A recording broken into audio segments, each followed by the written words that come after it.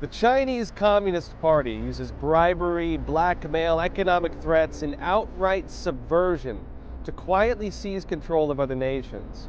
While the CCP threatens to invade Taiwan using military force, well, the communist regime is already invading other nations, only it's not being done with troops and bombs. Instead, it's being done with non-military tactics. And South Korea has been an active target of the Chinese Communist Party in this lesser-known form of war.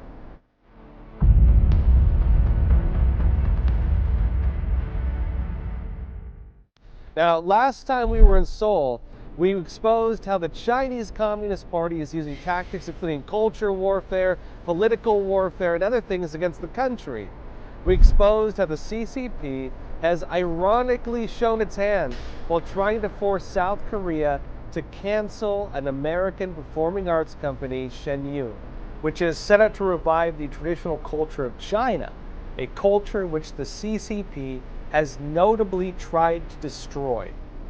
And for this special episode, we wanted to give a follow-up on some of the key developments since our investigations a few weeks ago, and also delve deeper into issues that work behind the scenes.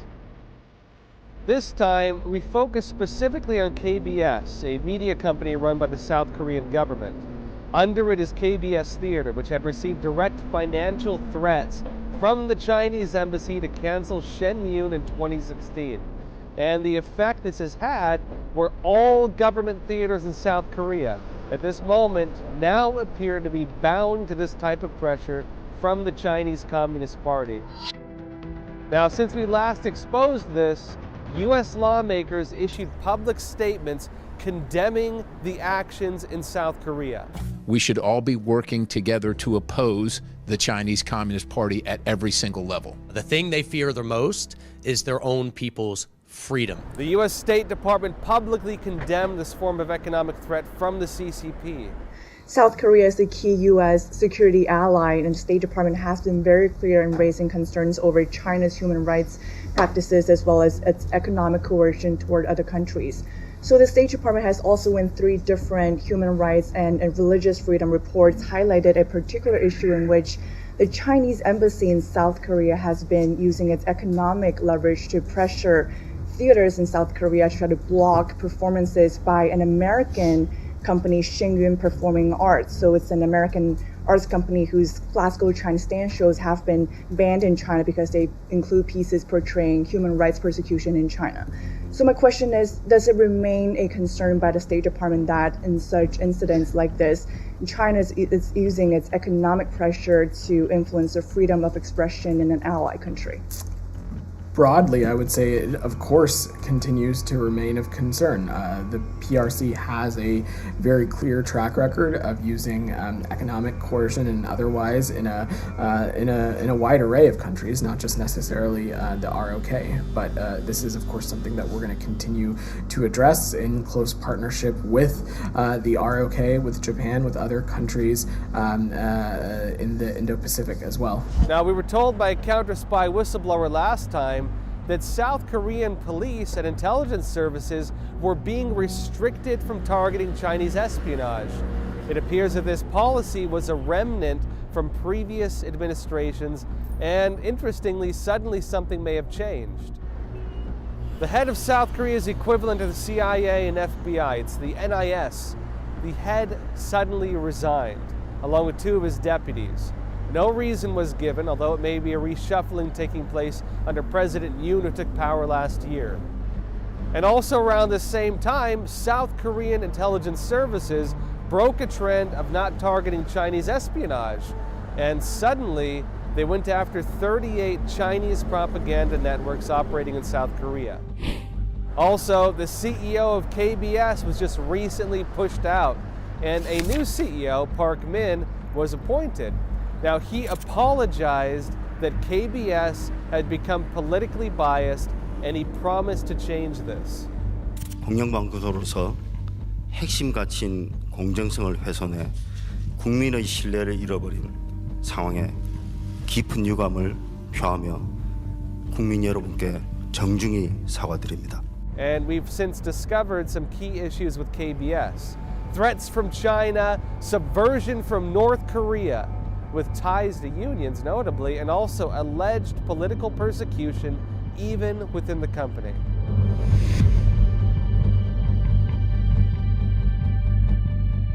It seems that money from China has been playing a key role not only for South Korean business, but also in government decisions. Sources we spoke with said the problem runs deep. You were the lawyer in the case against KBS representing Shen Yun. One of the things that came out was this letter from the Chinese consulate threatening KBS financially. Is this normal in Korea? Was this uncommon? 션윈과 KBS 사건의 그 배후에는 중국 공산당의 주한 그 보통 대사관 공문을 대사관 명의로 발송하는 것이 통상적인 그 사례인데 3등 서기관이라고 하는 사람이 KBS에 공문을 보냈고 KBS가 대관 계약을 취소한 것은 사실은 중국 공산당이 한국의 그 자국의 대사관을 이용해서 압박을 한 면도 있었습니다만은 KBS 경영진 자체가 그 당시에 이미 중국 공산당에게 조금 뭐라 그럴까 저자세로 임하는 그 당시 정권 분위기가 그랬습니다. 대한민국의 정권 자체가 중국에 그렇게 어떤 뭐 당당하게 권리를 주장하거나 어떤 뭐 할 말을 한다거나 이런 형편이 못 됐고. Is economic pressure from the Chinese embassy like this? Is that a normal thing here? 그런 케이스는 아주 드문 일입니다. 뭐 나는 오랫동안 KBS에 있었지만 그런 경우를 당해본 적이 내 기억에는 없는 것 같아요. 그때가 지금 생각해보니까 내가 KBS를 떠난 뒤의 일이라서 잘 내용은 모르지만 그때가 이제 한국에 사드를 배치하려는 그런 움직임이 이제 한국과 미국 정부 사이에 얘기가 오가고 있었는데 그때 중국이 굉장히 심하게 반발을 했거든요. 그 시점하고 그 셴년 시점이 맞물려 있더라고요. 그래서 중국의 압력이 뭐 굉장히 강하게 들어왔겠구나 하는 짐작은 합니다. 중국은 어떤 문제든지 자기들이 원하거나 아니면 곤란하거나 그런 경우에 이런 방식의 압력을 계속 사용을 할 겁니다. 왜냐하면 상품의 수출을 막는다는 게 그것이 뭐 공산품이든 문화상품이든 소비재든 막론하고 상대방 국가의 경제에 타격을 주기 때문에 그것으로 굉장히 효과를 노리면서 이것을 정치적으로 이제 정치적인 자기네 이익으로 바꾸려고 그런 노력을 계속할 거예요. 그런데 이것은 그 정부의 중국과의 외교적인 관계가 상당히 선행되는 조건이 아닐까 그렇게 생각합니다. 왜냐하면 특히 언론기관인 공영방송인 KBS는 회사의 작은 이익도 중요하지만 국익도 고려해야 되는 그런 입장에 있기 때문에 중국이 계속해서 그런 압력을 가해온다면 결국은 반발을 불러올 수밖에 없을 겁니다. The influence of China over Korea is very big. It's bigger than what you think. And influence, economic influence, political influence. For a long time, Korea was infiltrated by Chinese influence in many, many ways. To control Korea easily when, well, it's possible that South Korea could be very pro-Chinese country because some regimes, some governments were extremely pro-China. And our Speaker of the House gave a present to your Speaker of the House, Nancy Pelosi, calligraphy, and it means our loyalty is to China. Oh, no. Yeah, he gave it as a present to Nancy Pelosi, saying we like China more than we like you. And he gave it to Nancy Pelosi. Nancy Pelosi, but Nancy Pelosi did not know what he meant. Oh, thank you very much. And then I'm sure they realized our loyalty is to China.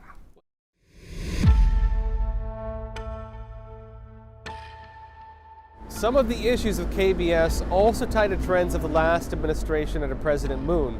That's in the opposite party from the current President Yoon. Congressional testimony in the United States actually previously raised alarms of what was happening in the previous South Korean administration. Moon was accused of taking over KBS and then using it politically. And this politicization was allegedly tied both to the Chinese Communist Party and to North Korea. Moon has, for instance, tightened control over government broadcasters, most notably the Korean Broadcasting System, or KBS. He's tried to do that to reduce dissenting views that are aired on the programs, and he's also trying to promote North Korea's views. Soon after his election, Moon used his power to pressure members of the board of KBS, whom he did not like. Part of this reign of terror is that North Korean thugs have been allowed free rein in South Korea to terrorize people. In short, opposition in South Korea has, in the words of Lawrence Peck, been persecuted, prosecuted, pressured, censored, and harassed. We're told some of these problems still exist. A new CEO of KBS was recently appointed, and one of the first statements he made was that he apologized for some of the political bias that had found its way into KBS and suggested that maybe he would change this. KBS의 상황은 지난 5년 동안 좌파 정권 집권 시기에 좌경화된 세력이 방송을 장악을 했어요. 주로 이제 노조 출신들인데 그래서 상당한 그런 특히 정치적인 이슈에 관해서 편향성을 보였죠. 그 결과는 그 시청자들, 국민들이 외면을 한 겁니다. KBS를. 그것에 대한 이제 반성 그리고 공영방송이라는 공영방송의 정신, 정치적으로 공정하고 불편부당하게 보도를 해야 되고 프로그램을 제작을 해야 된다는 그런 정신을 회복하겠다는 그런 의지를 보인 것이 아닌가 이렇게 생각합니다. I was a board member of KBS, the biggest television station in Korea, public station. And they wanted me to get out of the board, the KBS board. If I resign, the new government could change the CEO of the KBS and make their own people as CEO and important positions in KBS. And it was backed by the Democratic Labor Union, we call it, very radical for North Korean labor union. So combination of the political power of the Moon government and the social power of the Democratic Labor Union, they united to move me out of KBS. So I protested, and I got all kinds of hardships. For the last 6 years, the KBS was not a public broadcasting. It's a factional, very politicized broadcasting, biased and prejudiced, pro-Chinese and pro-Moon government and anti-opposition party and they were criticizing people who dissent with the Moon government.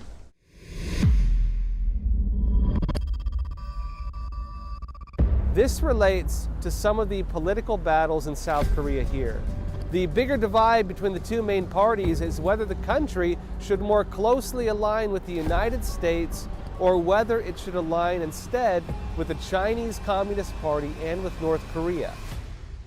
The current President Yoon wants to form an alliance with the United States and with Japan. The former leader Moon was instead pushing the country closer to China and North Korea.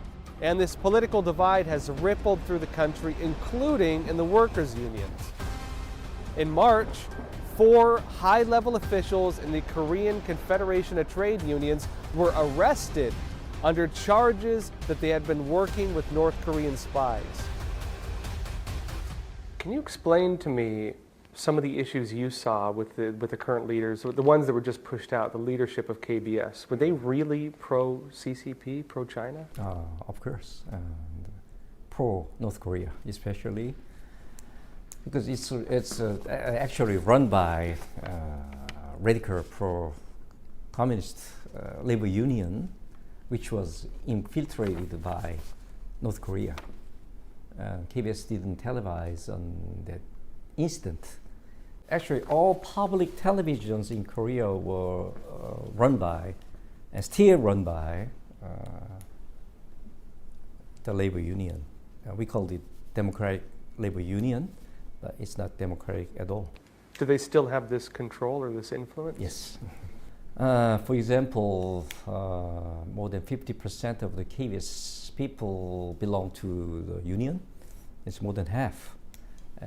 70 or 80% of MBC belong to the labor union. It's outside labor union, not inside.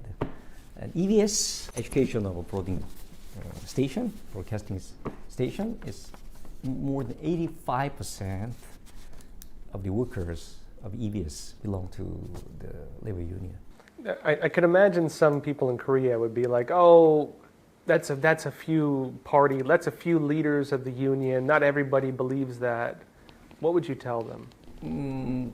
That's what they always say, but the decisions were made by leaders of the union. KBS 방송은 한국의 대표적인 공영방송입니다. 과거에는 그 공영방송으로서의 언론의 기능에 충실했습니다. 정치적 중립도 잘 지켰고요. 또 국민의 알 권리를 갖다가 충실히 이행하는 그런 방송이었습니다.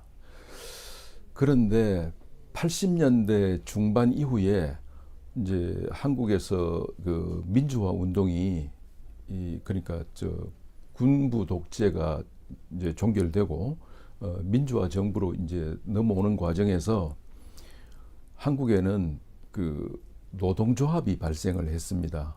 그 공식 명칭으로는 민주노총이라고 하는 것인데, 이 노동조합이 사실은 그 민주화 운동에 편성을 해서 북한의 김일성 주체 사상과 연결되는 그런 현상이 발생을 했습니다. 그리고 그 민주노총이 KBS의 노동조합도 같이 흡수를 해서 장악을 해버렸죠. 그러다 보니까 KBS의 구성원 자체가 상당수가 좌경화되기 시작했고, 또 심지어는 그 노동조합이 KBS의 경영에 간섭을 해서 회사 경영진도 이제 함부로 노동조합을 어떻게 좌지우지할 수 없는 그런 상황이 발생되었습니다. 그리고 그 과정에서 지난 정권, 즉 문재인 정권 시절에 민주노총이 정권 탄생에 아주 지대한 역할을 했습니다. 그러니까 정권에서는 민주노총에 대한 보상으로 여러 가지 혜택을 많이 주었죠. 그러다 보니 KBS도 이제 민주노총에 좌지우지돼서 정권이 중국에 대한 굴종 외교, 저자세로 나가니 민주노총도 KBS 경영진에 중국 공산당에 어떤 그 불리하거나 위해가 되거나 반대가 되는 그런 방송 프로그램이라든가 행동은 일체 하지 말 것을 요구한 걸로 저는 알고 있습니다.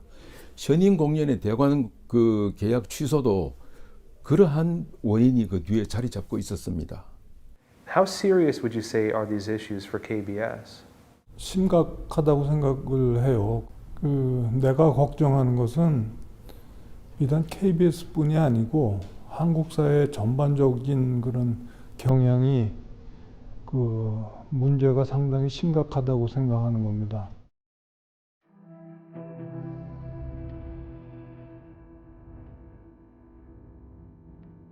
As of now, Shen Yun is still being blocked from performing in South Korea.